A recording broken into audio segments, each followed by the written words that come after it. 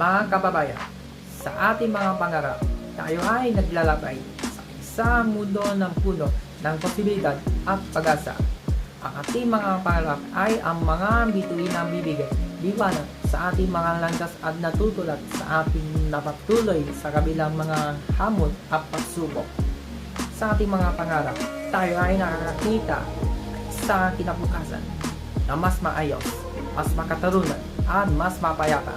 Tayo ay naglalakbay sa isang mundong walang guntong, walang kahirapan, at walang kahahasan. Tayo ay naglalakbay sa isang mundo na may pakakapantay-pantay, katarunan at kalayaan. Ngunit, mga kakababayan, ang ating mga pangarap ay hindi lamang tungkol sa ating mga sarili. Ang ating mga pangarap ay tungkol sa ating mga pamilya, ang ating mga komunidad, ang ating mga kabayan.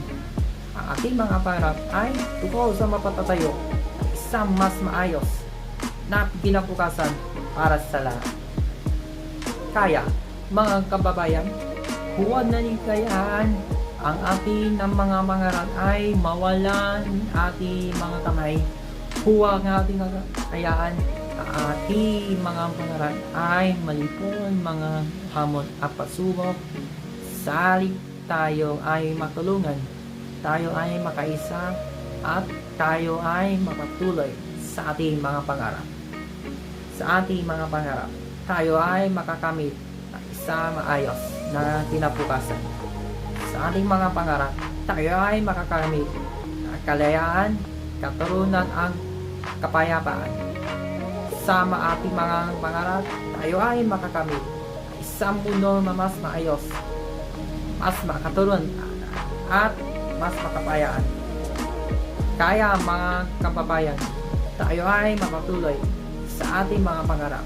Tayo ay makatutulan, tayo ay makaisa, at tayo ay mapatuloy sa ating mga pangarap. Dahil sa ating mga pangarap, tayo ay makakamit ng isang mas maayos na kinabukasan. At sa ating mga pangarap,